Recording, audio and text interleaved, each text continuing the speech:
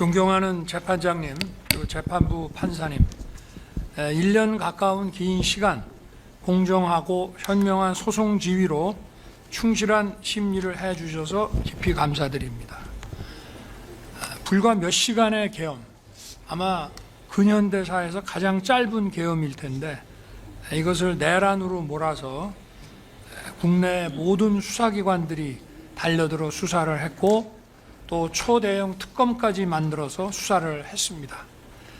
임무에 충실했던 수많은 공직자들이 마구제비로 입건되고 또 구속도 되고 또 무리한 기소도 남발됐습니다. 현대 문명 국가에 이런 역사가 있었나 싶습니다. 숙청과 탄압으로 상징되는 광란의 칼춤 속에서도 법과 원칙에 따라 중심을 잡고 재판을 이끌어 주신 재판부의 노고에 경의를 표합니다. 어느 방송인은 방송으로 전국에 전 세계에 시작한다고 알리고 2-3시간 만에 국회가 그만두는 내란을 보셨습니까? 총알 없는 빈총 들고 하는 내란 보셨습니까? 라고 말했습니다. 이 말이 지난 1년간 이 나라를 휩쓴 광풍의 허상을 상징적으로 보여준다고 생각합니다. 이 사건 공소장은 객관적 사실과 기본적인 법 상식에 맞지 않는 망상과 소설입니다. 저도 과거 26년간 수사와 공판을 담당했지만 이렇게 지휘 체계도 없이 중구난방으로 여러 기관들이 미친 듯이 달려들어 수사하는 것은 처음 봅니다. 지휘 체계도 없고 무조건 내란이라는 목표로 수사가 아닌 조작과 왜곡을 해왔습니다. 우리나라를 오래전부터 지배해온 어둠의 세력들과 국회에서 절대 다수 의석을 가지고 있는 민주당의 호루라기에 맹목적으로 달려들어 물어뜯는 이리떼들의 모습이라는 생각이 듭니다.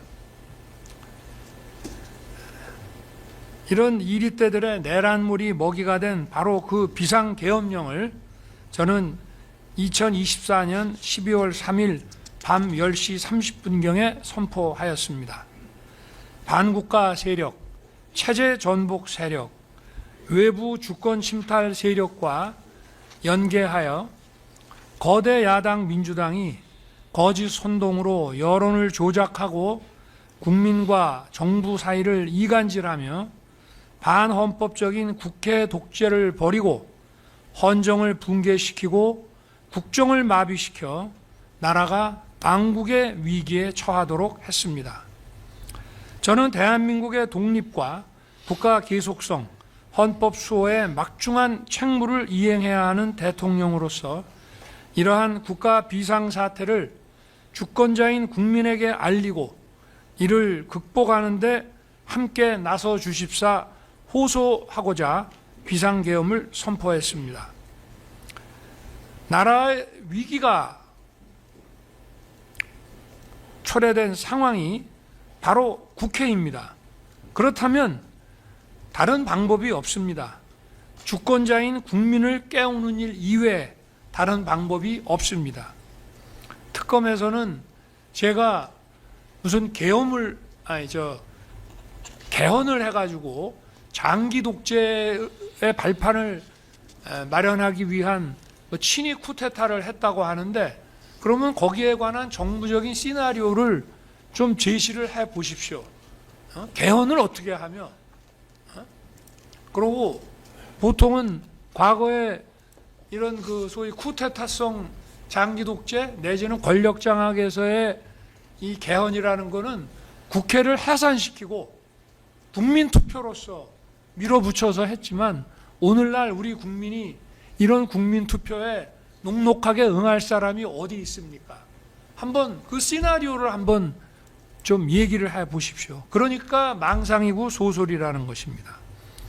국민들께서 주권자가 제발 좀 정치와 국정에 관심을 가지고 이러한 망국적 폐악에 대해서 감시 견제를 해달라는 호소였습니다. 국회 경비와 질서 확보를 위해 투입된 소수 병력 중 일부는 비무장 상태로 국회 담벼락 아래 앉아 있었고, 일부는 빈 총만 들고 국회 마당에 수천 명의 군중에 둘러싸여 폭행을 당했습니다. 누구도 국민을 억압하거나 국회의원들의 계엄 해제 요구 의결을 위한 의사 일정을 방해하지 않았습니다. 본회의에 출석하고자 한 의원들은 대부분 다 들어갔습니다.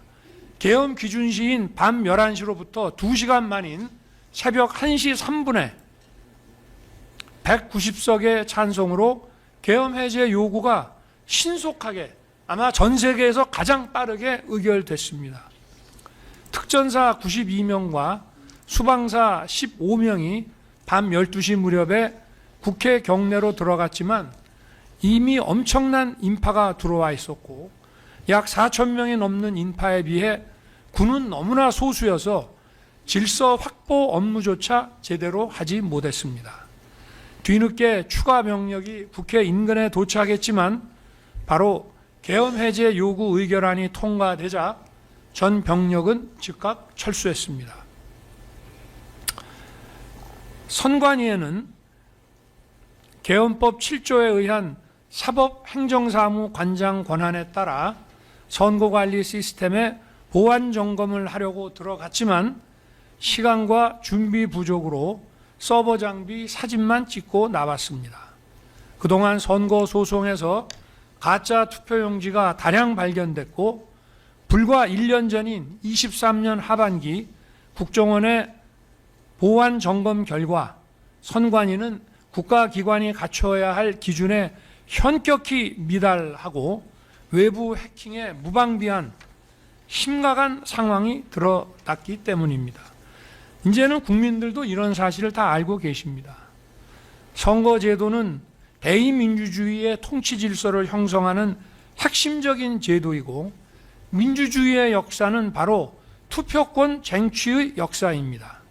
자유민주 국가에서 선거 관리는 투명성과 공정성이 확실하게 담보되어야 합니다. 그럼에도 불구하고 선관위가 투명하고 공정한 검증을 거부하고 있었기에 선거관리의 중요성과 국민적 관심을 고려해서 점검하도록 한 것입니다. 공정한 선거는 국민 통합의 기초가 됩니다. 당연히 국가 안보와 번영의 주축도림은 더 이상 설명할 필요가 없습니다. 이들이 국헌을 문란하게 했습니까? 폭동을 일으켰습니까? 아까 얘기한 것처럼 개헌을 통해서 장기 집권을 하려고 그러면 결국은 국회를 해산해야 되는데, 국회를 해산하거나 또는 국회가 준영구적으로 기능이 정지되도록 할 만한 어떤 계획을 세우거나 한 것이 없습니다. 또 폭동이라고 하는 것은 그러한 국헌 문란의 목적에 쓰이는 폭동이어야 되는데 그런 폭동 자체가 없었습니다. 이 내란이라는 것은 집합범죄이기 때문에 누가 뭔 짓을 하든지 간에 다 똑같이 책임을 진다. 맞습니다. 그러나 기본적인 이 국헌 문란과 이 폭동이라고 하는 이 범죄의 고의는 같이 가지고 있어야만 되는 것입니다. 여기에 가담했다고 하는 오늘 이 자리에 있는 이 피고인들도 이런 고의가 전혀 없는 사람들입니다. 국헌문란의 고의도 없고 초과 주관적 요소라는 목적도 없을 뿐 아니라 폭동한다는 의식도 없는 사람들입니다. 예를 들어서 어느 장군이 반란을 일으켜서 권력을 잡고 국토를 참전하고 정권을 잡겠다고 하는데 그 장군을 쫓는 군인들이나 민간인들이 있다면은 그 사람들은 거기에 다 가담한 사람들이라고 봐야죠. 그러나 대통령이 헌법에 따라서 내린 비상계엄에 대해서 그 계엄 사무를 맡았거나 지원 업무를 했다고 해서 이렇게 얘기하는 것은 그건 그야말로 망상이고 소설일 뿐입니다. 계엄 선포 시부터 해제 시까지 6시간 걸렸습니다. 새벽에 계엄 해제를 위한 국무회의를 소집하는데 시간이 좀 지체됐습니다. 국회의 계엄 해제 요구 결의안이 통과됐는데 대통령이 국방부 지하에서 국회법 책이나 보고 앉아가지고 국무회의 소집을 태만히 했다 하는데 그렇지 않습니다. 비서실에서 벌써 국무회의 소집을 시작했습니다. 그렇지만 이게 새벽에 나오는데 시간이 좀 걸린 것뿐입니다. 그래서 국무위원들이 빨리 안 오기 때문에 일단 국방장관과 계엄사령관을 불러서 군의 계엄 상황을 먼저 종료시키라고 했고, 그래도 기다리는데 국무위원 소집이 다 안 되다 보니 제가 먼저 계엄 해제 대국민 담화를 했습니다. 국민들께서 처음에는 이런 과거와 같은 계엄도 아니고 이런 계엄을 도대체 대통령이 왜 선포했는지 어리둥절해 하셨습니다. 그러나 얼마 지나지 않아 많은 국민들이 나라가 얼마나 절박한 상황이 됐는지 알게 되셨습니다. 이게 특검에서는 장기 독재를 위한 장기 독재요. 임기를 제대로 마무리하는 일도 지금 숨이 가쁜데 장기 독재를 뭘 어떻게 한단 말입니까? 시켜줘도 못합니다. 그런데 나라가 얼마나 절박했는지 국민이 아주 안온한 상태에 있었다는데 그렇게 생각하니까 바로 이 탄핵과 내란 몰이에 찬성하면서 이렇게 적극적으로 수사도 하는 거 아니겠습니까? 제가 탄핵 심판에 임하게 됐습니다마는 언론의 이런 편향적인 보도에도 불구하고 과반수 이상의 국민이 탄핵에 반대하셨습니다. 계엄 선포의 불가피성에 공감했기 때문입니다. 저는 지금도 많은 국민들께서 말씀을 하시는 분도 있고 안 하시는 분도 계시지만 마음속으로는 많은 분들이 여전히 그런 생각을 하고 계신다고 생각하고 있습니다. 12.3 비상계엄은 과거 권위주의 정부 시절에 그런 계엄과 같이 국민을 억압하는 군사 행정 독재가 아니라 자유와 주권을 지키고 헌정을 살리기 위한 것입니다. 저를 탄핵 인용한 헌재 재판소, 헌법재판소조차도 앞에서 이미 인용이 됐지만 행정부 수반이자 국가 원수인 대통령이 야당 전횡으로 국정이 마비되고 국익이 현저히 저해되어 가고 있다고 인식해서, 국익이 현저히 저해된다는 것은 핵심 국익을 계속 저해한다는 건 뭡니까? 애국 세력입니까? 반국가 세력입니까? 이런 상황을 타개해야 한다는 막중한 책임감을 느끼게 된 것으로 보인다. 그래서 계엄 선포, 그리고 그에 수반한 조치, 그 수반한 조치가 뭡니까? 국회에 질서유지 병력을 투입하고 선관위에 보안 점검 인력을 투입한 것이 계엄 선포에 수반한 후속 조치입니다. 딱 두 가지 했습니다. 국정 최고 책임자로서 피청구인이 가지게 된 이런 책임감에 바탕을 둔 것으로 이해할 수 있다라고 설시했습니다. 계엄에 반대하든 찬성하든 이것은 폭동과 국헌문란하고는 관계가 없다는 얘기입니다. 체제 전복 세력과 반국가 세력들, 우리나라 많습니다. 없습니까? 엄청나게 많습니다. 2022년 3월 대선 직후부터 아직 취임도 하지 않은 대통령 당선인을 상대로 선제 탄핵 시위를 벌이기 시작했습니다. 대선 불복이었습니다. 12.3 비상계엄 선포 전까지 무려 178회의 퇴진 탄핵 시위가 지속적으로 이어졌고, 적의 적은 같은 편이다라고 해서 이 집회에는 거대 야당인 민주당 인사들도 연단에 섰습니다. 단순한 일부 반정부 시위가 아니고 제도권과 연계된 조직적인 퇴진 탄핵 시위였던 것입니다. 간첩단 사건에서도 간첩들은 이건 간첩단 사건 수사에서 한두 군데 나오는 것이 아니고요. 수원 사건이며 충북 사건이며 창원 사건이며 뭐 모든 간첩단 사건에서 다 등장하는 겁니다. 자유민주주의와 한미동맹에 충실한 윤석열 정부를 수단 방법 가리지 말고 흔들고 마비시키라는 지령을 받고 있었고, 이러한 북한 지령 226국이라고도 하고 통전부라고도 하죠. 전파 공유하면서 쉴 새 없이 국내의 많은 세력들과 국론을 분열시켜 왔고, 민주당도 결국은 윤석열 정부 흔드는데 이들과 연계해서, 민주당은 뭐냐? 국회의원으로서의 권한이 있기 때문에 헌법상 입법부의 권한을 남용해서 공직자들을 줄탄핵하고 입법 예산 폭거를 하면서 국정을 마비시켰습니다. 선출된 정부 국정과제 이행에 필요한 입법의 발목을 잡아 일할 수 없게 만든 거, 22년도에 아까도 설명했습니다마는 우리가 대선 공약과 국민이 그거 보고 찍어준 거 아닙니까? 그리고 인수위에서 만든 국정과제, 그거 시행하기 위해서 법안 77개를 제출했지만 단 하나도 통과시켜주지 않았습니다. 이거는 우리 헌정사에 유례가 없는 것입니다.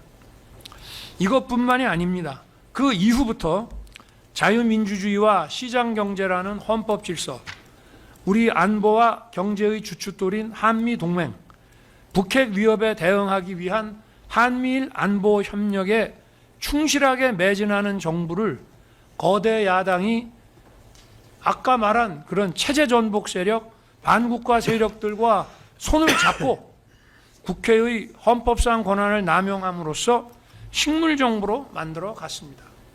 우리가 일본이 좋아서 일본하고 손잡은 줄 아십니까? 북한의 핵미사일 위협에 대응하기 위해서 한국과 일본, 한미일 간의 해군 공군 협력은 불가피한 것입니다. 특히 북핵 위협에 대응하기 위한 한미 동맹을 핵 기반으로 강화했습니다. 그게 바로 23년 국빈 방문 때 맺었던 워싱턴 선언입니다. 또 한미일 해공군 협력을 통해서 공동으로 북한의 미사일에 대응하는 것을 집요하게 방해했습니다. 2024년 여름에 북한의 우크라이나전 대규모 참전과 이에 대한 대가로 러시아의 지원이 있었습니다. 이것이 우리 안보에 심각한 경고등을 켜게 만들었습니다. 첨단 무기 기술과 자금이 들어오게 된 것입니다. 또 현대전의 총알라고 하는 이 드론전 참관도 매우 기묘한 상황이었습니다. 신원식 당시 국방장관이 우크라이나 전선에 모니터팀을 파견하려고 했습니다. 거대 야당은 극력 반대하며 신원식 장관의 탄핵을 추진했습니다. 법사위에서부터 시작했습니다. 북중러 편에 서서 국방장관을 쫓아내겠다고 한 것입니다. 결국 그만뒀습니다. 그리고 신원식 장관이 안보실장으로, 경호처장이 국방장관으로, 안보실장은 여러 가지 이유 때문에 장관급 대통령 외교안보 수석 비서관으로 순환 발령을 낸 것입니다. 그런데 이러한 인사가 무슨 계엄과 내란을 위한 인사라고 하는데, 그러니까 소설이고 망상이라고 하는 것입니다. 자유민주주의에 충실하게 나가려는 정부가 아무 일도 못하게 경제와 민생에 관한 입법을 거부하면서 위헌적인 법률을 양산하고 안보와 경제를 짓밟았습니다. 핵심 국익을 훼손하는 법률을 반복 상정함으로써 대통령의 거부권을 유도해서 국론 분열을 야기했습니다. 국정원의 대공수사권 폐지에 이어서 국가보안법 폐지를 추진함으로써 체제 전복을 빌드업했습니다. 국보법이 폐지되면 인공기 흔들고 다니고 차에다 부착하고 다녀도 아무 문제 안 되는 거 아시죠? 국가기밀과 첨단 산업 기술이 중국으로 줄줄이 유출되는 심각한 현실에서 간첩죄 개정도 반대했습니다. 중국의 반간첩법에 대한 최소한의 상호주의 대응도 못하게 했습니다. 국가안보에는 방산기술과 산업인프라 확충, 방산시장 확대와 방산협력 국가 간의 연대가 매우 중요합니다. 거대 야당이 장악한 국회는 방산 수출에 국회 동의를 받으라는 법안을 추진해서 자유진영 국가들과의 안보 협력에 칼을 들이대고 북중러가 반대하는 방산 수출에 제동을 걸고 방산기술 보완을 위태롭게 했습니다. 지금은 방산 수출할래도 쉽지 않습니다. 우리 방산 수출하는 이 무기의 핵심 기술들이 대부분 미국 겁니다. 미국이 오케이 안 해줍니다. 지금은. 핵심적인 안보 예산에 대한 거대 야당의 폭거를 보면 기가 막힙니다. 북한의 핵과 미사일 공격에 신속하게 대응하기 위한 감시 정찰 자산과 미사일 방어 요격 시스템 사업 예산을 대폭 삭감해서 사업 추진이 불가능하게 만들었습니다. 북핵과 미사일에 대한 확실한 대응은 안보뿐만이 아니라 국가 위험도를 줄임으로써 투자 유치와 경제 활성화에 매우 기여한 것입니다. 또 국방 인력의 허리에 해당하는 부사관과 초급 간부에 대한 열악한 처우로 이 사람들이 전부 퇴직을 합니다. 이건 매우 중요한 일입니다. F-35 몇 대 가지고 있는 것보다 이런 전문성 있는 인력을 장기 근무로 유도하는 것이 우리 국방력 강화에 또 국방력이 훼손되지 않게 막는 것에 아주 결정적으로 중요한 것입니다. 이러한 처우 예산도 틀어 막았습니다. 배정된 예산이 국민 세금 부담이 그렇게 큰 것도 아니었습니다. 누구 얘기를 듣고 이런 것을 실행하는 건지 이러한 핵심 예산만 딱딱 집어내서 삭감하는 것에 기가 찰 노릇이었습니다. 치안 예산과 관련해서 대표적인 부분은 마약 수사입니다. 요거 한 가지만 얘기하겠습니다. 치안에 대해서는. 마약 수사를 막기 위한 인건비 삭감과 특활비 폐지입니다. 이거 수백억입니다. 민주당 정부 때에도 마약 수사 조직을 경찰로 일원화했습니다. 이 마약 수사는 관록과 실력 있는 검찰의 마약 수사 조직, 여기 뭐 과거에 검찰 강력부에 계시던 분도 있습니다만은 이 마약 수사 조직이 엄청난 관록을 가지고 있었는데 이거 전부 폐지하더니 이번에는 아예 경찰 수사 예산까지 삭감했습니다. 마약은 미래 세대를 병들게 하는 것뿐만이 아닙니다. 여러분 혹시 초안전이나 하이브리드전 책을 읽어보셨는지 모르겠지만 마약 시장을 장악한 세력은 모든 범죄 시장을 장악합니다. 그래서 초안전이나 하이브리드전의 대상 국가의 정치, 경제, 사회를 장악하게 됩니다.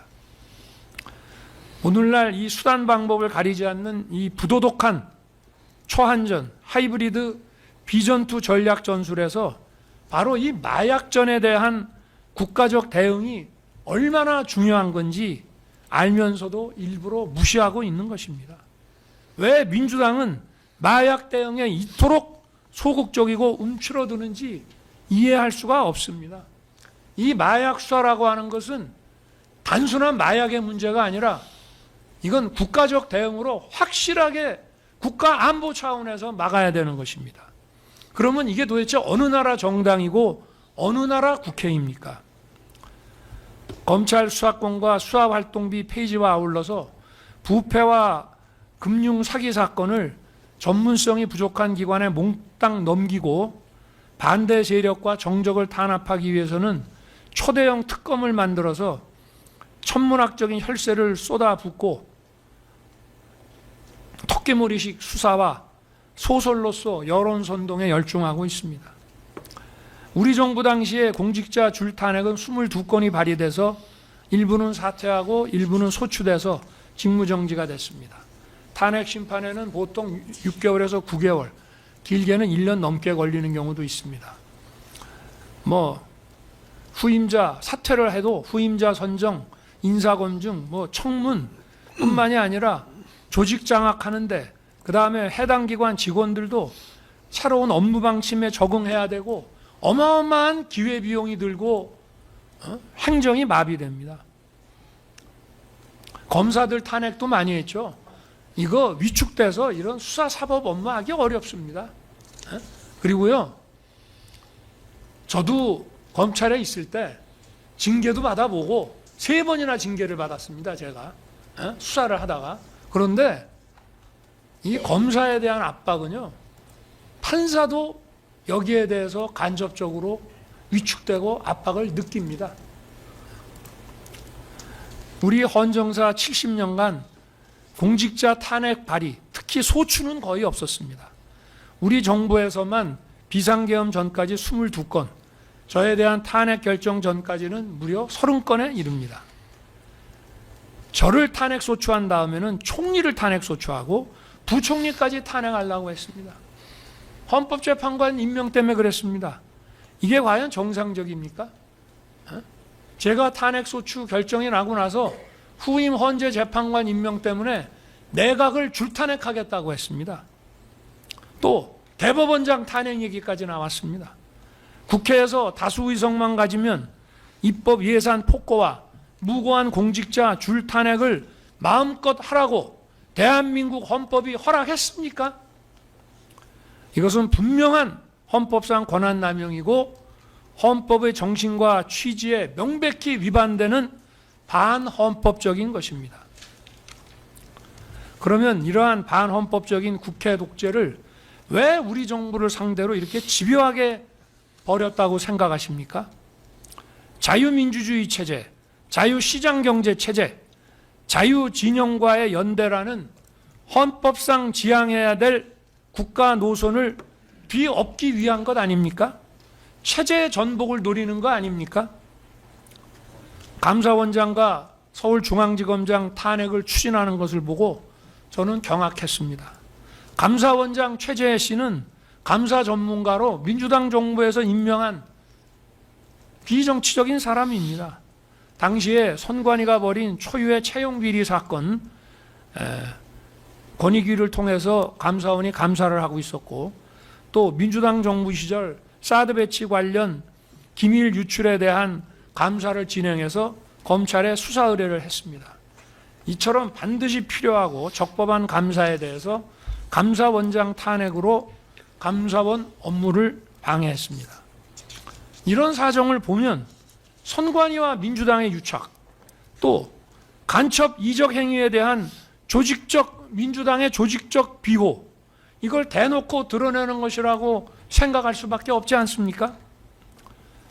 또 헌법기관장인 감사원장을 탄핵한다는 것은 한마디로 헌정 시스템을 뒤엎겠다는 겁니다. 헌법재판소에서 한 200m 정도 올라가면 감사원이 있습니다. 점심시간에 서로 만납니다. 그런 감사원장을 헌재 탄핵 심판정에 세우겠다는 얘기입니다. 전국의 모든 공직자, 산하기관, 국영기업체, 금융위, 공정위, 금감원 이런 데를 감사하는 감사원장이 무슨 해임 사유가 될 만한 비리가 있는 것도 아닌데 탄핵해서 직무정지를 시킨다면 단순한 감사원만이 아니라 모든 국가 행정과 행정을 적법하고 효율적이게 만드는 공직기강이 도대체 어떻게 되겠습니까? 우리 헌정사는 물론 세계 헌정사에도 초유의 일입니다. 중앙지검은 부패, 경제 등 중요 사건의 50% 이상을 다루는 핵심 수사 사법기관입니다. 자신들의 부패를 수사하는 검사들을 압박하고 줄 세우기 위해 탄핵을 추진하는 것을 보고 이제는 판사를 겁박만 하는 것이 아니고 판결이 마음에 안 들면 판사도 이제 막 탄핵하겠구나 생각이 됐습니다. 이제는 막장까지 온 겁니다. 사법부의 독립은 저는 그렇게 얘기합니다. 자유민주주의의 시작이라고 저는 생각합니다. 사법부 독립이 무너지면 오늘날 베네수엘라 같은 독재국가 보십시오. 어떻게 해서 독재 권력을 만들어냈습니까? 바로 사법부를 장악해서 독재 권력을 만들어냈습니다. 사법부의 독립이라는 것은 자유민주주의의 시작입니다. 저는 검찰에 있을 때도 그런 얘기 많이 했습니다. 검찰의 중립성과 독립이 완벽히 보장된다면 자유민주주의의 완성이고 사법부의 독립은 자유민주주의의 시작이라고. 그런데 탄핵 소추권을 가지고 이런 칼춤을 추고 헌정을 무너뜨리겠다는 것입니다. 우리 대한민국 자유민주주의 헌법은 이런 국회, 이런 의회주의를 허용하고 있지 않습니다. 저는 민주당에서 감사원장과 중앙지검장 탄핵을 추진하는 것을 보고 그때까지는 22년부터 꾹 참아왔습니다. 참아왔고 국회에 가서 모욕적인 대우를 받더라도 참고 가서 예산안 설명도 하고 대국회 연설도 하고 이렇게 했습니다. 들어오지 않는 경우도 많았습니다. 그렇지만 이런 망국적인 국회 독재에 이제는 주권자인 국민을 상대로 비상벨 울릴 수밖에 없다고 생각합니다. 어떻게 가만히 있습니까? 분기별로 하는 식의 대국민 담화? 대국민 담화 그 후에도 많이 했습니다. 계엄 선포한 이후에도. 네. 자유민주주의와 공화제가 바탕이 된 헌법 질서가 붕괴되고 외교, 안보, 경제, 미래투자, 공직기강, 법집행, 수사, 사법 이런 모든 국가 기능의 정상적 수행이 현저히 위태로워진 이런 상황은 과거 우리나라에서 선포된 비전시 계엄 중 가장 위중한 국가 비상사태라고 저는 판단했습니다. 가끔 이번 재판에서도 군인들 불러다 놓고 특검에서 이게 전시나 내전 상태가 아닌데 계엄이 맞다고 생각하세요라는 이런 어리석은 질문들을 합디다. 근데 우리나라 역사상 계엄은 전시보다 비전시 계엄이 훨씬 많았습니다. 다만 국가 비상사태를 초래한 원인이 바로 국회였습니다. 거대 야당이 지배하는 바로 이 국회였기 때문에 이런 대의제의 폐악과 독재를 주권자인 국민에게 알리고 호소하고 깨우는 것 이외에는 할 수 있는 다른 방법이 없습니다. 개헌을 해가지고 장기 독재를 한다고요? 그거 정말 저 미리 알려주시지 그랬습니까? 어떻게 하는지 좀 배워보게. 저는 그런 생각 해본 적도 없고 우리나라 국민들이 그런 거에 넘어갈 사람도 아니고 우리나라 군이나 경찰이나 그런 거에 휘둘릴 사람도 없습니다.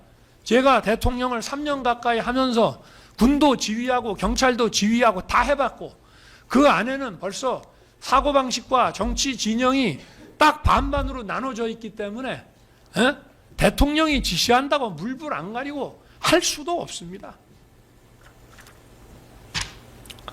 저는 24년 11월 말경에 김용현 국방장관을 한남동 대통령 관저로 오게 했습니다.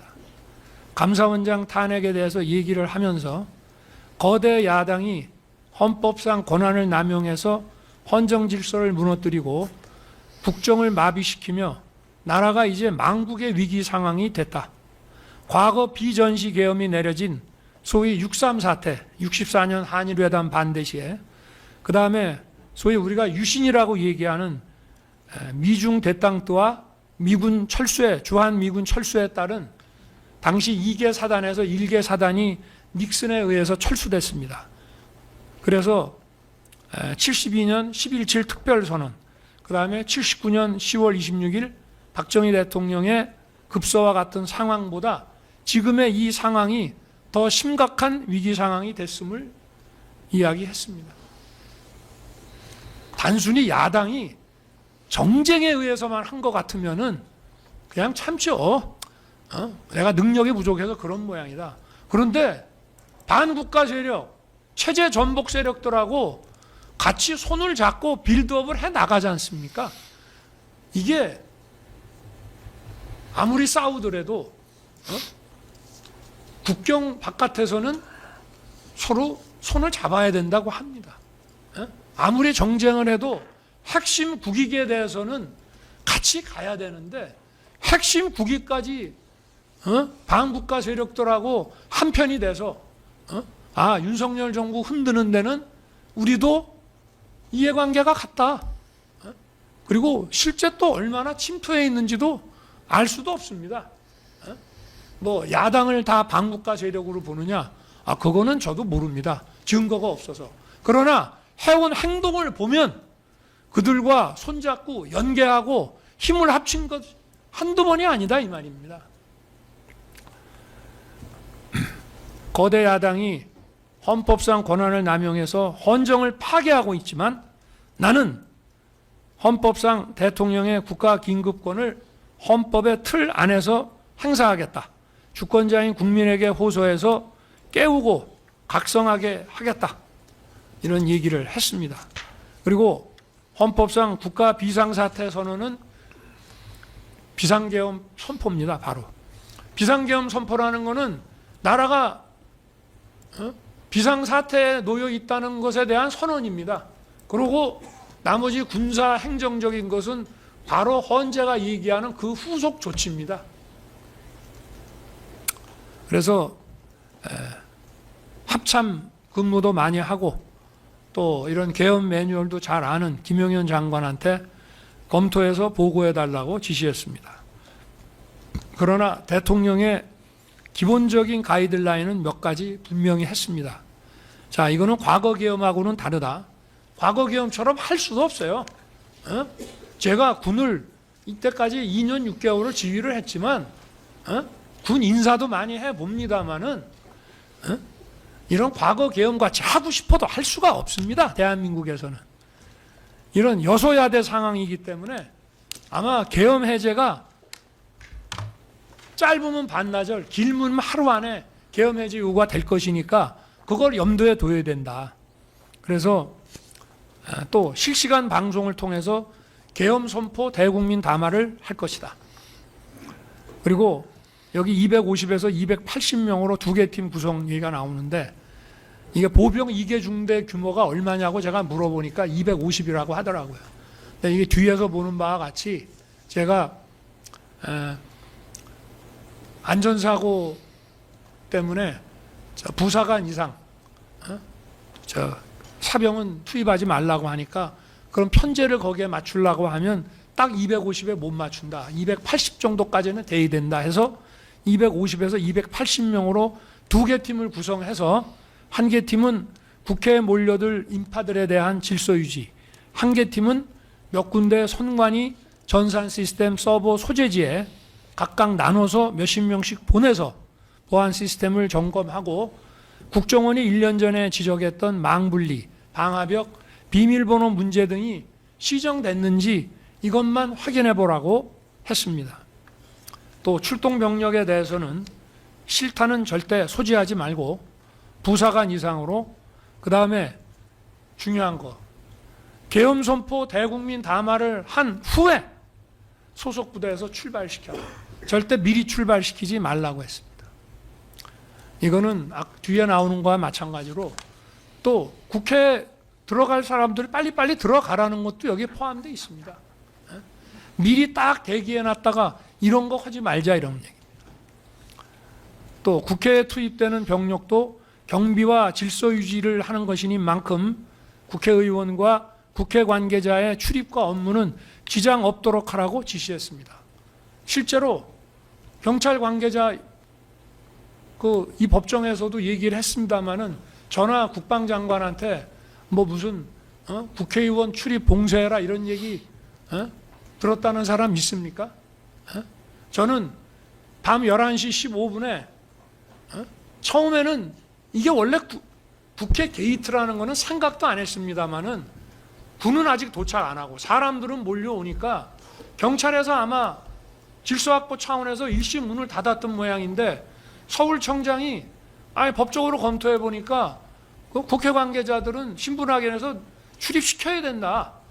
그렇게 해서 보고가 오니까 잘했다. 그렇게 하라라고 했기 때문에 게이트는 늘 열려 있다고 생각을 했고, 그러나 10개의 게이트가 다 열려 있다는 생각은 못했습니다. 저나 장관이나 공무원 시절에 국회 가보면 평상시에는 저녁 6시 이후에 일과 후가 되면 정문하고 그 의원회관 쪽에 경정문하고 그 옆에 문 정도 아마 저녁 식사하고 이렇게 횡단보도로 들어오는데 한 2개 정도 문으로 출입을 시키는 것으로 우리는 알고 있었기 때문에 몰랐습니다. 문이 10개나 되는지, 그거를 일시에 열었다가 또 일시에 닫았는지, 어찌됐든 하여튼 그렇습니다. 그리고 당시는 국회 회기 중이었기 때문에 상시 근무자와 몰려들 인파가 수천 명에 이를 것이기 때문에 250에서 80명 병력으로 질서 유지는 어려울 것이다. 국방장관도 10배가 들어가도 만만치 않을 것입니다라고 했지만 투입 규모가 많아지면 국회 관계자들이 불안감을 느낄 수도 있고 또 사람이 많다 보면 안전사고의 위험도 있기 때문에 일단 이 소수 투입 규모를 유지하라고 했습니다. 이거는 넘어가고요. 자, 실제 계엄선포 대국민 담화는 12월 3일 22시 23분에서 30분이었고요. 또 계엄선포 기준시는 23시 00이고 밤 11시고요. 군이 국회에 도착한 시간은 거의 밤 12시 돼서입니다. 또 출동한 병력은 특전사 92명, 수방사 40명 정도였습니다. 특전사 77명은 국회 마당에, 나머지 15명은 본관으로 들어갔습니다. 그러나 본관도 뭘 봉쇄해서 의원들을 못 들어오게 봉쇄하는 것이 아니고 거기 있는 불법적으로 들어간 사람들 가려서 분별을 해서 출입시킬 사람과 막을 사람을 통제하기 위한 것이었습니다. 그러나 그런 임무 자체를 못했습니다. 그 안에 사람은 수백 명이 있지. 국회 본관 건물도 지하 1층에 지상 7층입니다. 거기 아마 들어가 있는 인원이 1000명도 넘을걸요. 거기 방이 몇 개입니까? 아무것도 못했습니다. 또 수방사 15명이 들어갔는데 아예 총도 내려놓고 완전 비무장 상태로 7번 출입문으로 해서 들어갔다고 합니다. 저 이거 수방사령관한테 00시 32분에 제가 보고 받았습니다. 그리고 추가 투입된 병력도 계엄 해제 요구 의결 거의 다 돼가지고 국회 뒤편에 도착했다가 다 철수했습니다. 계엄 해제 전까지는 들어간 국회 경내로 진입한 인원이 얼마 되지를 않습니다. 이게 무슨 폭동이 되고 이게 무슨 국회를 셧다운 시키거나 준영구적으로 국회의 기능을 정지시켜가지고 그러니까 망상이라고 하는 겁니다. 국회 마당에 있던 특전사 대원 77명은 민간인과 충돌 금지 지침에 따라서 질서 유지는커녕 시민들로부터 폭행당하면서 자리 유지하기도 버거웠고 아마 그 영상에서 보셨을 겁니다. 나중에 철수할 때 시민들한테 공손하게 인사하고 철수했고요. 또 본관에 들어간 15명도 그냥 도망다니기 바빴고 수방사 병력은 아예 민간인과 접촉이 없었습니다. 또 여론조사 꽃과 민주당사도 선관위와 연계해서 확인할 게 있어서 좀 군이 가는 게 좋겠다는 건의가 있었지만 민간기관은 절대 안 된다. 추가 병력 운용하지 말라고 해서 김영현 장관이 제 지시를 이행하고 여기에는 군이 투입되지 않았습니다.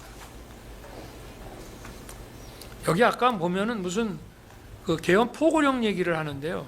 김영현 장관이 어쨌든 관저에 와서 대국민 담화문 작성해오고 또 포고령 만들어 왔습니다. 거의 고치지 않았습니다. 눈에 딱 띄는 통금만 제가 웃으면서 지웠고요.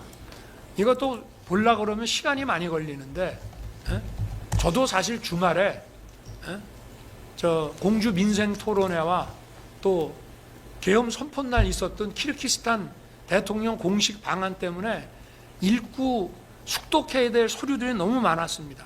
그리고 포고령이라는 거는 상위법에 위반되면 그냥 그 자체가 효력이 없어요. 그리고 저는 계엄 포고령이 반나절이나 하루면은 바로 계엄이 해제될 것으로 당연히 생각을 하고 있었기 때문에 이거 시행될 리도 없는 거라고 생각을 했고 나중에 저 경찰에서 그 게이트 뭐 차단하는데 이거를 뭐 참조했다고 하는데 참 이게 아무리 그래도 포고령이라는 거는 국회 계엄 해제를 의결할 수 있는 국회의원에 관해서는 포고령에서 뭐라고 정해도 그거 다 무효입니다. 그런데 하여튼 그런 참 웃지 못할 일이 있기는 했습니다만은 사실 국민의힘의 90명은 아예 안 들어갔고요. 210명 중에 190명이 순식간에 들어가서 2시간도 안 돼서 들어간 시간으로 따져보면 2시간도 안 돼서 계엄 해제 190명이 표결했습니다.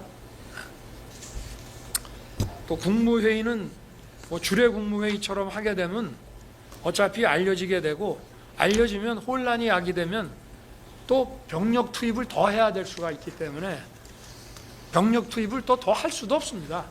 그래서 나중에 그 특전사가 국회 경내에서 시달리는 거 보고 좀 뭐 더 투입을 하라고 했습니다마는 뭐 벌써 투입됐을 때 국회 저 후문 쪽에 왔는데 이미 계엄이 해제돼 가지고 다 돌아갔습니다. 그래서 병력 투입 최소화를 유지하기 위해서 이렇게 이제 했고요. 그리고 국무총리, 외교, 국방, 통일, 행안, 법무, 그리고 대통령 이렇게 하면 기본적으로 이게 7명입니다. 여기에다가 최소 4명 더하면 정족수가 되는데 우리가 좀 더 불렀습니다. 그런데 2분은 조금 늦게 도착을 해서 시간이 좀 걸리는 바람에 못했고 이게 뭐 사전에 국무회의 안 하려고 한 거 아니냐 이것도 또 소설이에요. 왜냐? 국무회의를 하려고 했으니까 안보실장, 비서실장, 국정원장까지 부르지 않았습니까? 이 사람들 다 국무회의에 배석하는 사람이에요.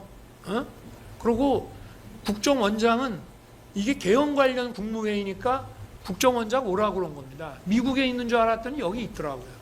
그래서 이제 왔었고 아까도 그 사진에 보면 이쪽만 나오니까 국무위원만 보이지만 긴 사진을 보면 거기에 더 많은 사람이 앉아 있는 것을 볼 수가 있습니다.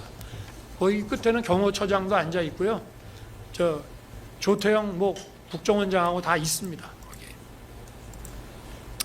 그리고 원래 더 빨리 부르려고 했는데 총리하고 외교부 장관이 좀 하도 반대도 하고 저하고 좀 논쟁을 하고 하다 보니까 전화 거는 게 조금 늦어져서 시간이 좀 걸린 것 뿐입니다. 그리고 이 비상계엄 선포와 같은 국가 긴급권은 대통령이 독점적이고 배타적으로 행사하는 헌법상 권한입니다. 그래서 실체적, 절차적 그 요건 구비 여부에 대한 판단 역시 대통령에게 전속하는 것입니다. 그리고 국회의 계엄 해제 요구라는 정치적, 사후적 통제만 받습니다. 자, 이게 요건에 완벽하게 맞아. 그런데 국회가 부당하게 또는 위법하게 계엄을 해제하라고 하면 해제해야 됩니다. 이게 국가 상황이 계엄을 선포하지 않으면 안 되는 상황인데 국회가 그래도 해제하라고 위법부당하게 의결을 하면 해야 되는 겁니다. 마찬가지로 대통령의 계엄 선포도 정말 이것이 뭐 처음부터 국헌문란과 내란을 획책한 거 아니면은 계엄 선포 자체는 유효한 것이고 그리고 그 유효함을 전제로 국회는 계엄 해제 요구를 하는 것입니다.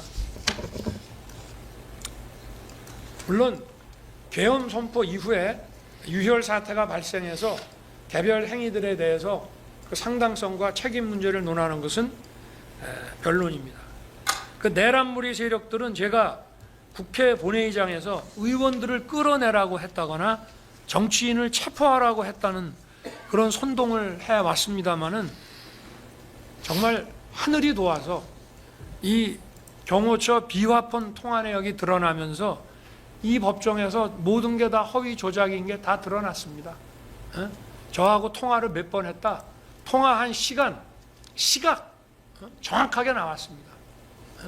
뭐 수방사 어느 참모가 들었다는 얘기, 아니 수방사령관하고 통화한 것이 25초, 29초, 16초, 25초입니다. 그게 다입니다. 그런데 법정에 와서 증언하는 거 보면은 앞뒤가 안 맞는 얘기를 합니다. 그러니까 이 통화 시각과 시간을 보면은 정확하게 알 수 있습니다. 여기 지금 이 자리에도 와 계시고 뭐 아까 대통령의 뭐 내가 상피곤에서 뭐라고 얘기하고 싶지는 않습니다만은 대통령의 뭐 위법한 지시를 거부했다 하는데 위법한 지시를 한 적도 없고 할 수도 없었습니다. 왜냐? 제가 전화한 시간은 경찰에서 국회의원들을 자유롭게 신원 확인하고 통과시켜주는 그 시간에만 제가 전화한 거고요. 그리고는 1시간 10분 후에 표결 들어가고 전화를 했기 때문에 월담 의원을 잡아라, 체포해라, 뭐 국회의원을 체포해라 그런 얘기를 한다는 자체가 미친 사람 아니고선 할 수가 없는 거죠. 그리고 경찰이나 군이요, 나하고 뭐 내가 옛날 무슨 하나회도 아니고 내가 뭘 믿고 물론 내가 임명한 뭐 장관급, 차관급 공무원이라고 하지만 내가 뭘 믿고 택도 아닌 것을 부탁을 하겠으며 체포하면 그 다음 어떻게 할 겁니까? 자, 저는 김용현 장관에게, 김용현 장관이 그 사령관들한테도 계엄 선포를 알려주질 못했습니다. 왜 그렇게 했느냐? 제가 12월 2일 월요일 날로 예정된 감사원장 탄핵 발의가 무산되면 계엄 선포도 없는 것으로 하자고 했기 때문에 그렇습니다. 중앙지검장이 탄핵되면 그걸 할 수 없다. 그러나 민주당이 감사원장 탄핵은 대단히 자기들도 부담스러울 것이다. 감사원장 탄핵만 안 하면 그냥 계엄 선포는 없었던 것으로 하자. 왜냐? 준비할 게 없었거든요. 김용현 장관하고 저 사이에 그 선포문, 그리고 자기가 그 계엄 매뉴얼에서 본 옛날 그 포고령, 그러고 뭐 국무회의 절차가 필요하다는 거, 그게 다예요. 그러니까 저하고 관저에 와서 얘기했지만 1시간 이상 대화한 적이 없어요. 실제로 아무 준비한 게 없는데 내 마음 바뀌면 안 하면 되는 것이고, 그래서 저 감사원장 탄핵 발의 안 하면 하지 말자 했습니다. 그리고 감사원장 탄핵 발의를 월요일 날 하면 화요일 날 선포한다. 많은 사람들이 그런 얘기를 합니다. 왜 주말에 하던가 국회 회기 끝나면 하지 그랬냐. 아니, 할 거면 당당하게 해야죠. 나도 헌법상 권한에 기해서 계엄 선포하면 국회가 계엄 해제 하려면 하라 이겁니다. 그리고 국회가 계엄 해제를 해줘야지. 안 하면 더 할 게 없는데 어떻게 할 거예요? 제가 군사재판 증언을 하러 갔더니 그 판사 한 분이 묻습니다. 국회가 계엄 해제 안 하려면 계엄 해제 할 생각이 있었냐? 네, 이렇게 답변했습니다. 그 생각할 여유도 없었다. 그냥 순식간에 계엄 해제가 돼가지고, 아니 예를 들어서 하루 저녁이라도 그냥 넘어갔으면, 제가 계엄법 국회법 책을 왜 가져오라 그랬냐면요, 방송을 보니까 우원식 국회의장은 아니 그래도 절차를 좀 밟읍시다. 원래는 이게 법사위도 한번 갔다가 올라오고 뭐 이래야 되는데 그냥 막바로 표결을 하자 이렇게 되니까 국회의장은 절차를 밟자 그러고 그냥 합시다 이래가지고 순식간에 계엄 해제가 됐어요. 그래서 제가 계엄 해제 선포를 하려 그러면은 국회의 그 해제 요구가 다소 절차 미비는 있지만 수용하겠다고 말을 해야 될지, 아니면 그런 거 없이 그냥 해야 될지, 그거를 좀 보려고 국방부에서 국회법을 가져오라 했더니 국방부에는 국회법이 없는지 그 책 찾아오는데 시간이 좀 걸립니다. 그래서 그냥 사무실에 가서 민정수석한테 얘기를 했더니 민정수석이 금방 검토를 해갖고 와서 절차의 하자는 있습니다만은 그런 얘기 하지 말고 그냥 수용하는 거로 하시죠. 그래서 그러면 담화문을 직접 써라. 그렇게 해서 이제 하게 된 것입니다. 네. 네네.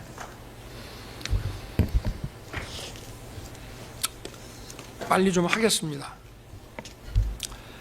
아마 김용현 장관은 저의 그 계엄 선포 대국민 담화 직전 또는 직후에 북해 출동할 특전사, 수방사 또 선관위에 갈 방첩사령관에게 계엄 얘기를 아마 그때 한 것으로 생각이 됩니다. 그러다 보니 사령관들은 그 전에 부하들에게 계엄과 관련한 준비나 지시를 할 수가 없었습니다. 방첩사는 장병들이 휴가 또는 퇴근했다가 언론을 통해서 담화문을 시청하고 부대에 복귀해서 밤 12시가 돼도 간부들의 부대 복귀가 제대로 이루어지질 않았습니다. 수방사는 여기 특전사는 전부 간부 위주입니다. 부사관 이상이고요. 수방사는 장병하고 부사관 이상이 섞여 있는데 부사관 이상은 또 대부분 퇴근을 합니다. 그러니까 소집을 해야 되는데 소집에 늦어지니까 야간 당직 근무자 위주로 소수만 편성해가지고 통상의 수도권 주요 공공시설 경비 방어 임무만 줘가지고 국회로 갔습니다. 특전사도 707 부대는 원래 헬기로 많이 이동을 하는 모양이에요. 그래서 또 헬기로 훈련도 하고 하는 모양인데 그 운항 승인을 수방사가 한참 안 내줘가지고 또 시간이 지체됐습니다. 이렇게 각 부대 사이에도 사전에 소통이 전혀 없었습니다. 왜냐? 준비를 하나도 안 했기 때문입니다. 이 내란몰이 세력들은 이런 몇 시간 계엄, 이런 대국민 메시지 계엄을 친위 쿠데타라고 합니다. 친위 쿠데타를 이렇게 하는 거 보셨습니까? 여러분들 그 신군부가 하는 그거 뭐 영화 보셨죠? 그 뭐 영화가 사실하고 동기나 이런 데서 좀 차이가 있다라고 하지만 어쨌든 거기서 이런 식으로 합니까? 친위 쿠데타라는 거 어떻게 하는지 알지도 못하고 생각도 해본 적이 없습니다만은 이렇게 방송으로 언론에 알리고 또 사전에 준비 없이 야간 당직 근무자 소수만 데리고 하는 겁니까? 또 친위 쿠데타 한다면 선관위는 왜 갔습니까? 아니 사태를 아예 장악하고 나중에 가도 되는 거고 친위 쿠데타라고 하면 당분간 선거할 일도 없는데 선관위를 못 알아갔습니까? 선관위 보안 점검을 통해서 공정한 제도 개선을 추구한다는 것은 선거로 구성되는 헌법기관의 국민 신뢰를 높여서 북한을 문란하게 하는 게 아니라 오히려 그 반대로 북한을 더 강화하고 헌정을 지키는 거 아닙니까? 아니 상식이 있으면 생각을 해보십시오. 그래서 망상이라는 겁니다. 국민들이 각자 생계에 바쁘셔서 대놓고 얘기는 안 하지만 상식이기 때문에 다 알고 계십니다. 바보가 아닙니다. 국민들도. 경찰은 참 억울하게 됐습니다. 11월 말에 장관하고 얘기할 때부터 경찰을 투입하거나 계엄 사무에 지원 요청한다는 것은 생각도 해본 적이 없었어요.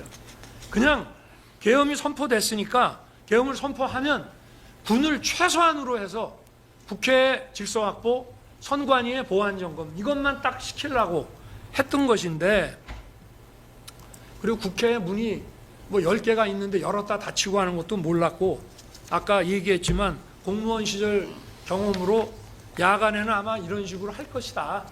그런 정도만 생각을 했기 때문에 그런데 참 김용현 장관이 제 방에 오지 않았으면 여기 조지호 청장이나 김봉식 청장이 뭐 이런 식의 지금 어려운 상황에 처해 있지 않았을 텐데 좀 미안하게 생각합니다. 저도. 계엄 선포 당일 김용현 장관이 헐레벌떡 제 방에 왔어요. 제가 아마 저녁에 그날 이제 키르기스탄 대통령 공식 방안 다 보내고 또 내부에서 회의할 거 다 마치고 저녁 6시 넘어서 잔치국수 한 그릇 먹고 앉아 있는데 김용현 장관이 오더만요. 그러더니 투입되는 군 병력이 국회를 말합니다. 워낙 소수니까 이게 질서 유지가 어렵습니다. 국회 경내는 그러면 군이 가서 뭐 200 몇십 명이 한다 하더라도 국회 경외 바깥은 좀 경찰이 몰려오는 인파 좀 질서 유지하게 해줘야 되지 않겠습니까? 그래서 제가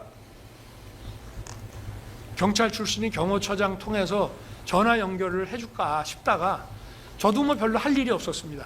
에? 이따가 뭐 총리나 이 사람들은 8시 좀 넘어서 올 것이고, 그래서 그럼 나랑 같이 가자.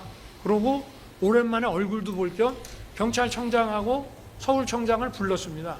이 두 양반들은 내가 취임하고 여름에 취임했는데 겨울까지 저녁 한번 제가 안 먹여서 그날 저녁 주는 줄 알고, 서울청장은 술 마시게 되는 줄 알고 차도 놓고 왔다는 거예요. 에? 그렇게 가볍게 온 겁니다. 와서 아까도 10분 안 걸렸다는데 정말 용산에서 출발해서 이 두 사람들을 만나고 다시 돌아가기까지가 다 해서 1시간도 안 걸렸으니까 만난 시간이 한 10분 정도 되는 것 같습니다. 그래서 무슨 뭐 자세한 얘기할 겨를도 없었고요. 그냥 국회 바깥에 좀 처음에는 이따 상황이 생길지 모른다 하다가 나중에 이제 그래도 계엄 얘기를 좀 해주는 게 좋겠다고 해서 뭐 내가 얘기했는지 장관이 얘기했는지 모르지만 하여튼 계엄 얘기가 그 자리에서 나왔고, 그러나 상황이 생길지 모른다 했으니 계엄이 선포될지 안 될지 이 두 사람은 모르고 그날 간 거예요. 그러니까 바깥에 있다가 좀 나중에 되면 그때 가서 좀 국회 담 가까이 좀 와가지고 질서 유지를 좀 해달라. 그리고 이 사람들 보고 당신들이 국회 게이트를 열어라 닫아라 이런 얘기 한 적이 없어요. 국회 문을 닫을 생각도 못했고, 만약에 한다면은 군이 도착해서 국회 경내 질서 확보를 할 군이 만약에 필요하면 그 경정문하고 뭐 이런 것들을 좀 출입 그 통제를 하지 않을까 정도만 생각을 했습니다. 근데 확실히 경찰은 상례적으로 질서 유지라는 치안 이런 걸 하다 보니까 이제 제가 밤 11시 15분에 서울 경찰청장한테 전화를 해서 그 상황이 어떠냐 하니까 이렇게 얘기하더만요. 저는 나이가 먹어도 기억력이 아주 좋습니다. 그래서 제가 비아폰 통화 내용 나오기 전에도 아마 우리 변호인들도 내가 누구하고 언제쯤 전화했다고 하는 그 시간 이런 게 비아폰 통화 내용 나온 거하고 횟수나 이런 게 되게 일치하는 걸 많이 보셨을 거예요. 내가 처음에 딱 전화를 하니까 조지호 청장이 약간 불만인 듯하게, 뭐냐면 이게 군의 일인데 경찰은 바깥만 지키면 되는데 아니 군이 안 오고 사람은 몰려오니까 우리가 할 수 없이 질서 유지 때문에 문을 일단 닫았다. 근데 서울청장이 김봉식 청장이 이거 법적으로 검토해 보면은 국회 관계자들은 들여보내야 된다. 그래서 들여보내고 있습니다. 라고 하길래 제가 딱 첫 마디가 이거예요. 김봉식 청장이 수사통이라 법을 잘하네. 잘하고 있네. 그렇게 하시오.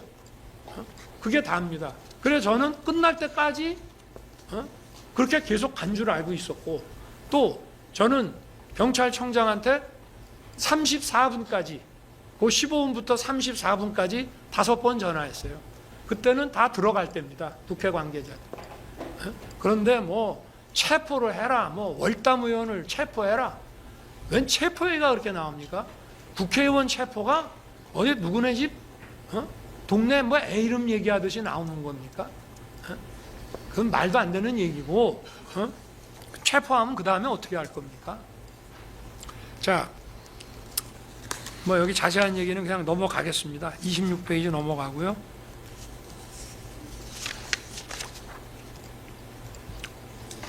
네, 28페이지도 넘어가겠습니다. 이 법정에서 이미 다 신문을 했기 때문에요.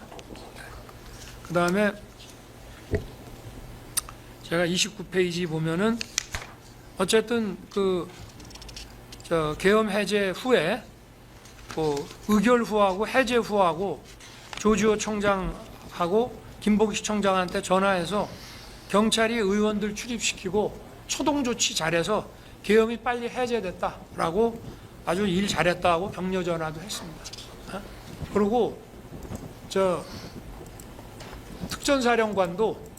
특전사령관이 그렇게 특전사가 마당에서 폭도들한테 그렇게 폭행당하고 그럼에도 불구하고 대응해서 물리력 행사 안 하고 그렇게 막기만 하고 나온 거 참 잘했다. 특전사가 참 잘해서 잘 끝났다라고 나중에 그런 엉터리 같은 얘기 할 줄은 모르고 장관 통해서 격려 좀 하라 그랬습니다. 그리고 수방사령관에게는 제가 계엄 해제 결의안이 해제 요구 결의안이 통과되기 전에 4번 전화를 하는데요. 그게 23시 33분에 40초 합니다. 그거는 아직 도착 못했다. 가고 있다고요. 그 다음에 00시 32분에 29초 하고 00시 34분에 16초, 00시 36분에 25초 이렇게 12시 반경에 3번 통화를 하는데요. 첫 번째 통화는 아까 같이 무기 다 내려놓고 뭐 10몇 명 들여보냈습니다라는 보고를 받은 거고요. 그 다음에 자기가 자꾸 안으로 들어가려 하더라고, 수방사령관이. 그래서 경찰이 관리하는 문이 있다. 나는 이제 경정문인데 갑자기 경정문 이름이 생각이 안 나서 의원회관 쪽, 그쪽으로 가봐라. 거기 아마 경찰이 관리할 것이다. 라고 얘기를 했고, 또 수방사령관도 이 법정에서 하여튼 무슨 통화를 했는지가 잘 기억이 안 나지만 어쨌든 대통령하고 통화하고 나서 저도 김봉식 서울청장한테 전화한 거 보니까 그 얘기 들은 거는 맞는 것 같습니다. 이렇게 얘기를 하고 있습니다. 제가 이걸 책임을 떠넘기기 위한 것이 아니라 제가 알았으면은 만약에 야 포고령이고 뭐간에 다 집어넣어 라고 얘기를 했을 거예요. 물론 뭐 210명 중에 190명이 들어갔으니 특별히 못 들어간 사람 빼놓고 대부분은 다 갔다고 봐야 되지만 어쨌든, 그리고 이 법정에서도 수방사령관이 자기가 12시쯤 도착해서 보니까 막 담 넘는 사람들도 경찰이 이렇게 뒤에서 엉덩이 받쳐갖고 넘겨주더라는 겁니다. 자, 수방사령관도 이 법정에서 이런 얘기 했습니다. 당시에 언론에서 가짜 뉴스들이 막 쏟아지고 이 사람은 이렇게 증언했네, 저 사람은 저렇게 증언했네 막 들이대니까 기억이 안 나는 얘기도 막 하게 되는 것 같더라. 그런 얘기도 하고요. 또 사람들은 헌재의 탄핵 인용의 결정적인 증거가 곽종근, 홍장원의 증언, 또 한덕수 총리의 증언, 이런 것을 들고 있습니다. 그런데 헌재 탄핵 심판에서 비하폰 통화 내역과 CCTV 영상이 제시됐다면은 참과 거짓의 증언들이 좀 명쾌하게 분별이 될 수 있지 않았겠나, 그런 생각이 많이 아쉽습니다. 물론 헌법재판소법에도 탄핵 절차법에도 형사재판과 같이 증거 능력 있는 증거에 의해서 탄핵 재판하도록 되어 있습니다. 그런데 그렇게 안 했어요. 헌재의 논리는 탄핵은 일종의 행정 징계 절차이기 때문에 그 법 안 지켜도 된다는 겁니다. 나는 그게 무슨 논리인지 모르겠어요. 법에 엄연히, 헌법재판소법에 엄연히 있는데 이 법은 안 지켜도 되는 훈시조항이라고 얘기하는 것이 어찌됐든 하여튼 뭐 단심이니까. 그런데 다른 공무원도 아니고 전체 국민이 직접 선출한 약 1,800만 표를 얻어서 된 최고의 민주적 정당성을 가진 대통령을 그런 식으로 재판에서 탄핵했다는 것은 참 안타까운 일입니다. 그렇게 생각을 해보니까 왜 계엄 해제를 했는데 바로 그날부터 이런 내란몰이 수사가 이루어졌나 하고 생각을 해보니까, 아, 이게 탄핵 심판에서 이런 증거들을, 박근혜 대통령 때처럼 이런 증거들을 막 던져서 끌어내리기 위한 게 아니었나 하는 생각이 나중에 시간이 가고 나서 듭니다. 저는 계엄 해제 요구 국회 의결이 있자마자 하여튼 뭐 아까 같이 분을 철수시키고 국무위원 소집을 기다리다가 계엄사령관하고 장관을 불러서 분계엄 상황을 종료시키라고 했고, 그래서 김용현 장관이 즉시 화상으로 전군 주요 지휘관 회의를 엽니다. 원래 이것도 국무회의 심의를 하고 대통령의 공식적인 계엄 해제 선언이 있어야 군이 계엄 상황을 종료시키는 전군 지휘관 회의를 하는 겁니다. 그러나 먼저 하라 그랬습니다. 그래서 아마 2시에서 3시 사이에 한 거로 알고 있습니다. 추경호 의원도 그런 얘기를 합니다마는 계엄 선포 후에 제가 추경호 국민의힘 원내대표한테 미안하다고 전화했습니다. 야당 상대하느라고 정말 고생 많이 했는데 보안 때문에 미리 알려주지 못해서 미안하다. 의원들은 걱정할 거 없다. 곧 끝난다. 그리고 추경호 의원도 대통령이 자기에게 전화해서 국회가 절차 밟아서 해제 요구 의결하면 즉시 해제한다 라고 제가 했다고 증언했습니다. 공소장에도 비슷한 얘기가 기재되어 있는 것으로 압니다. 저는 계엄 선포 전날인 2012년 2월에 공주 민생토론회와 산성시장 방문, 12월 3일 키르기스탄 대통령 공식 방한 행사를 모두 소화했습니다. 이 민생토론회는요, 한 2시간 이상 대통령이 직접 상대해야 되는 거기 때문에 이거 공부 많이 안 해가지고 자료 숙도 안 하고 가면 아주 생방송되면서 망신 떨기 딱 좋은 행사입니다. 거기다가 외국 대통령의 공식 방한은요, 그냥 비즈니스 런치가 아니고 국빈 방문하고 우리가 비용을 다 대주거나 또는 무슨 이런 거 몇 가지만 빼면은 똑같습니다. 소인수 회담부터 하는 게 똑같아요. 그래서 여기에 대해서도 준비해야 될 게 많은데 이거를 제가 토요일, 일요일, 주말에 이거를 전부 소화를 하면서 시간을 보냈고요. 그러다 보니 김용현 장관이 가지고 온 거 꼼꼼하게 못 본 과오도 있습니다. 네, 다 했어요 이제. 네네. 그리고 이런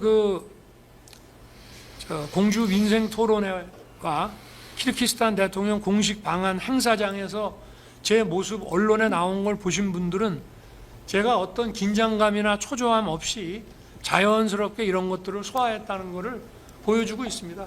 키르기스탄 대통령이 2시에서 3시경에 갔는데 또 남아있는 내부 회의도 다 했습니다. 친위 쿠데타를 기획했다면은 이런 행사들을 연기했거나 아니면 계엄 선포일을 다른 날로 잡았을 것입니다. 더욱이 국회 회기 중이고 평일이어서 즉시 국회 본회의가 열릴 수 있다는 점을 생각을 하면 본회의를 무력화시키거나 방해할 의도가 만약에 있었다면 왜 이날 하겠습니까? 바보 아닌 이상이야. 박정희 대통령이 현직 대통령으로서 친위 쿠데타를 했죠. 유신으로. 그런데 친위 쿠데타 유신을 하기 위해서 무슨 화랑 사업인가 뭔가 하는 비밀 계획을 만들어 놓고 중앙정보부, 법무부 이렇게 해가지고 상당히 장기간 이 보안을 유지하면서 이걸 준비를 했습니다. 국회 해산했죠. 그리고 국민투표에 붙여서 유신헌법을 통과시켰고 그 유신헌법이 통과되고 거기에 따라서 72년 연말에 국회의원 선거를 임기 6년짜리를 했습니다. 상당히 장기간 해야 되는 겁니다, 이게.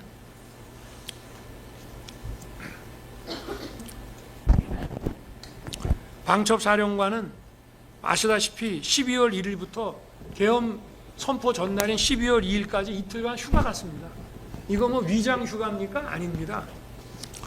부대원들 역시 퇴근했다가 뉴스 보고 12시가 넘어 들어왔는데 이 법정에서 드러난 사실에 의하면 방첩사는 12월 3일이 내부 인사 발표가 있어서 회식과 음주가 많아서 술 안 먹은 사람 찾기가 어려웠다고 다들 증언하고 있습니다. 그래서 술 먹은 사람 들어오지 말라고 그랬다는 거예요. 또 수방사는 계엄 당일 저녁에 주요 간부 부부 동반 만찬이 있었습니다. 대부분 또 퇴근하다 보니까 소집에 시간이 걸렸고 당직 근무자 위주로 인원이 편성돼 있었던 거예요. 사전 준비를 하지 않았던 거죠. 저도 이런 메시지 계엄에 대해서 별로 준비할 것도 없고, 그리고 뭐 긴장할 이유도 없습니다. 이게 정치 지형을 송두리째 바꾸는 초법적인 조치가 아니라 이런 국정 마비와 헌정 붕괴의 위기 상황을 국민들께 알리고 주권자를 깨우기 위한 조치. 저는 이 국민을 깨우는 게 무지하게 중요하다고 봅니다. 이 종북 주사파 또 반국가 세력, 체제 전복 세력과 싸우는 거는요, 국가관이 제대로 서 있고, 또 건전한, 또 나라를 사랑하는, 자유와 정의를 아끼는 이런 국민들이 많이 깨어 있어야 이걸 이겨내가는 거지. 그럼 뭐 그 사람들을 다 어떻게 할 겁니까? 다 잡아낼 거예요? 잡아낸다고 없어집니까? 오히려 더 역효과가 나서 세월이 지나면 더 반국가 세력이 더 단단하게 구축이 되기 때문에 이런 강압적인 조치 가지고 못 없앱니다. 정신 차리고 깨야 돼요. 그래서 이런 국정마비 상황을 주권자들을 깨우게 하는 그런 조치였기 때문에 저는 계엄 해제하고 새벽에 관저로 돌아와서 야, 그래도 안전사고 없이 그래도 군인들이 잘 참아줘서 참 다행이다. 그러면서 좀 안심하고 휴식을 취했습니다. 계엄을 해제하고 났더니 바로 뭐 내란 어쩌고 하면서 떠들길래 하도 어이가 없어가지고 아니 내란이라고 그러면 내가 뭐 국회를 문을 닫거나 또는 뭐 반영구적으로 국회를 셧다운을 시키거나 뭘 해야 되는 거 아닙니까? 그런데 그런 내란무리 하는 거 보고 뭐 원래 그런 사람들이 계속 그런 식으로 해온 사람들이기 때문에 뭐 좀 그러다 말려니 생각했습니다. 그리고 공수처가 서부지법에 체포영장 청구했다는 얘기 들었을 때도 제가 헌재 탄핵 사건의 변호인인 김홍일 저 변호사님한테 전화해서 얘들이 아마 저 엑시트 플랜 출구 전략 세우려는 거 아닌가요? 내란죄 수사권이 없으니까 이 영장이 기각되면 이제 경찰이나 뭐 이렇게 해서 넘기려고 하는 거 아니겠습니까? 순진하게 이제 그렇게 그 생각을 했습니다. 그리고 그때는 탄핵 소추 사유에 내란이 들어가 있어서 국민의힘 의원들도 상당수가 214명이 나왔으니까 한 20몇 명이 그 도장을 찍어 준 겁니다. 그래서 그 국헌문란과 폭동이 안 된다는 것만 헌재에서 잘 설명을 하면 뭐 군인들 중에 일부 구속되고 한 사람들도 있지만 다 정리가 되겠거니 이렇게 순진하게 생각을 했던 것이죠. 그러니까 이런 바보가 어떻게 친위 쿠데타를 합니까? 친위 쿠데타 할 정도 되면은 눈치가 빨라야죠. 정치적 후각이 뛰어나야죠. 그렇지만 탄핵 반대 여론이 높아지고 국민들이 또 국가의 위기 상황에 대해서 계몽됐다면서 응원해 주는 걸 보고 아, 내가 울린 비상벨이 그래도 효과가 있구나. 결국은 국민들을 깨우고 청년이 제대로 정신 차리고 알게 되면 나라는 구할 수 있다고 저는 생각을 하고 있습니다. 결국 국민이 깨쳐야지 자유민주주의 국가에서 뭐 감옥에 집어넣는다고 해결이 됩니까? 해결 안 됩니다. 더 오히려 어떻게 보면은 인성이 더 강한 그런 반국가 세력을 더 키우는 것밖에 안 됩니다. 그래서 저는 26년간 검찰에서 많은 수사를 했지만 이런 뭐 정치적 음모 그리고 이런 치밀한 수사라는 이름으로 이런 내란몰이가 기획되고 진행되는 줄 꿈에도 생각을 못했습니다. 1월 3일에 공수처가 저를 체포한다고 관저에 봤을 때도 관저가 군사시설 보호구역이라 출입 수색이 안 된다는 거는 뭐 검사면 누구나 다 알 텐데 그냥 저렇게 쇼하다가 말겠거니 이렇게 생각을 했는데, 또 뭐 지번도 수색영장에 하나밖에 없고 나머지 10개 지번이 영장에도 없다는 거예요. 뭐 영장의 입법 기재는 뭐 둘째를 치고. 그러고 이제 돌아갔습니다. 그런데 1월 15일 날 수천 명의 경찰하고 저렇게 막 밀고 들어오는 거를 보고 유혈 사태를 막기 위해서 제가 체포에 응했는데, 이게 내가 본 국가 위기보다 실체가 더 심각한 지경이구나, 그런 생각을 하게 됐습니다. 정말 얼토당토하는 수사를 하고 수천 명의 경찰을 동원해서 대통령을 체포하겠다. 이거는 상당 기간 헌법기관인 대통령의 권능 행사를 저지시키는 겁니다. 어마어마한 경찰 폭동을 동원해가지고 이거야말로 정말 내란이라고 하지 않을 수가 없습니다. 참 이런 내란몰이 세력들이야말로 정권 획득이라는 걸 위해서는 헌정 붕괴고 국정 마비고 국익이고 이런 거 상관 안 하는 사람들이라고 하는 것을 더 확실하게 깨닫게 됐습니다. 12.3 비상계엄이 몇 시간 만에 해제되고 1년이 넘게 흘렀습니다. 그러나 아직도 정적과 반대 세력을 숙청하고 탄압하려는 내란무리는 계속되고 있습니다. 민생경제 위기 경고등이 심하게 울리고 있고, 또 자유진영과의 연대 균열 등 국가 위기에는 아랑곳하지 않고 있습니다. 그러나 많은 국민과 청년들이 계엄령이 나라의 심각한 상황을 깨우치게 해준 계몽령이 되었다고 알고 있습니다. 그리고 이것이 국가 위기 상황에서 불가피한 대통령의 헌법상 결단이었다는 공감도 아직 많이 해주고 계신다고 저는 생각합니다. 저는 이미 탄핵 소추 직전인 2024년 12월 12일 대국민 담화, 또 공수처 체포 직전인 2025년 1월 15일, 이거는 담화라기보다 제가 페이북에 올렸습니다. 그냥 시간이 없어서. 그때는 체포에 응해야 될 상황이라. 또 헌재 탄핵 심판에서 2025년 2월 25일 최종 의견 진술을 통해 3차례에 걸쳐서 12.3 비상계엄에 관한 제 입장을 일관되게 말씀드렸습니다. 그때나 지금이나 하나도 변한 거 없습니다. 다만 오늘 진술은 그 후 드러난 비화폰 통화 내역과 또 제가 법정에서 본 법정 증언 등을 통해서 확인된 실체를 더해서 말씀드리는 것입니다.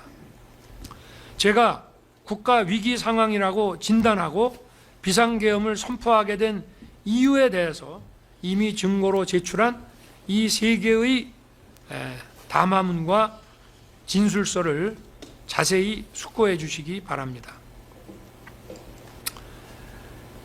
여기에서도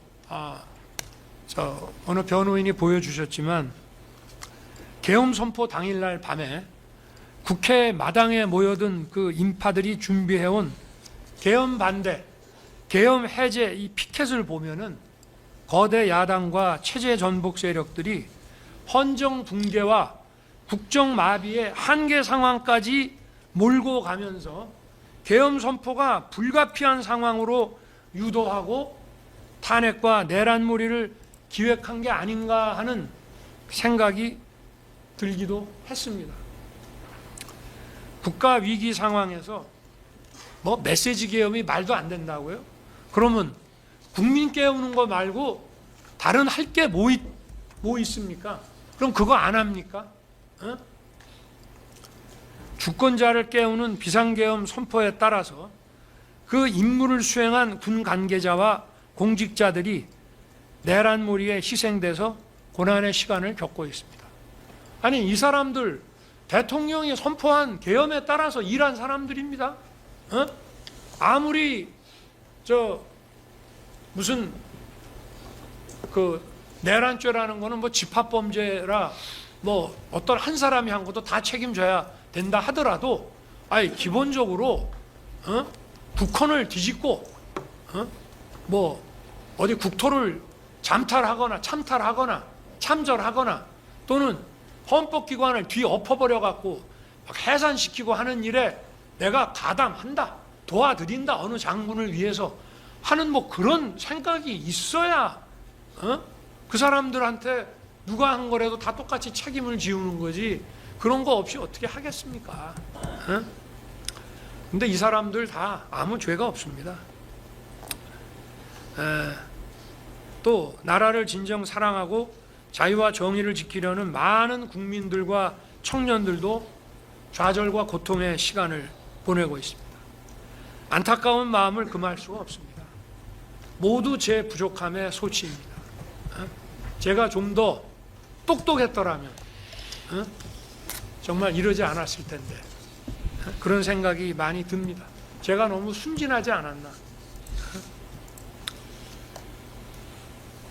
지금 제가 할 수 있는 일을 구치소 안에서 하나님한테 기도드리는 것밖에 없습니다. 고초를 겪고 있는 군 간부, 또 공직자분들, 여기 보니까 민간인도 2분 계시던데 이분들, 또 정직하고 선한 우리 국민들과 청년들 좌절하지 말게 해달라고 하루에도 몇 번씩 기도드리고 있습니다. 하나님의 은총과 축복이 함께 하실 것으로 생각합니다. 그리고 이 나라를 굳건히 지켜주실 것으로 믿습니다.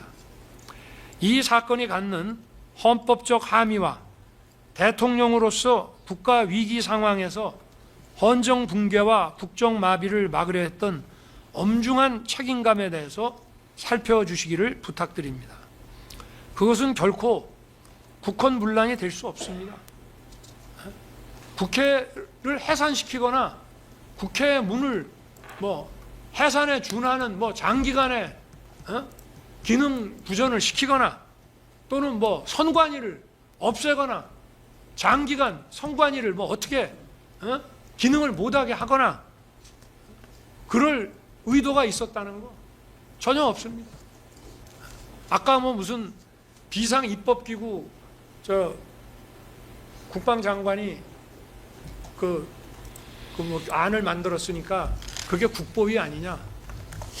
여러분, 국보위도요 국회 해산하고 만든 겁니다. 국회 해산하고 개헌을 어떻게 할지가 서야 국보위를 어떻게 만들지가 나오는 것이고, 예산 문제는 그건 일도 아닙니다. 기재부 장관한테 줬다는 것은 기재부 일이라고 준 겁니다. 만약에 법률 전문가인 제가 봤으면 벌써 용어부터 이런 거 좀 잘 손을 봤겠죠. 그러니까 그런 거 가지고 국보위라고 얘기하려면 국보위 어떻게 했습니까? 국회 해산하고 했잖아요.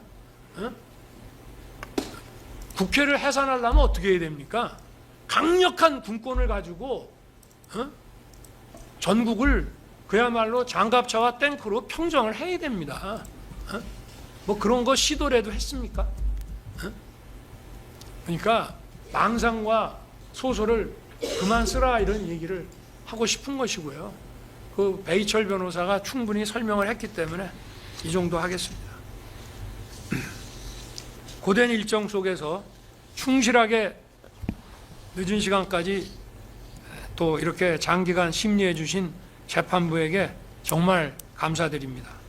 또 방청과 중계를 통해 사건의 실체를 확인하고 응원해 주신 국민들께도 감사드립니다. 나라를 살리고 헌정을 지키기 위한 대통령의 헌법상 국가 긴급권 행사가 내란이 될 수가 없습니다. 재판부의 현명한 판단을 부탁드립니다. 감사합니다. 아이고, 방청석 좀 조용히 해주세요. 예. 아유, 다들 기지개 한번 피실까요? 아유, 힘드시죠? 어쩌다 보니까 심야까지 하게 됐는데 조금만 이해를 해주십시오. 다시 모이는 것보다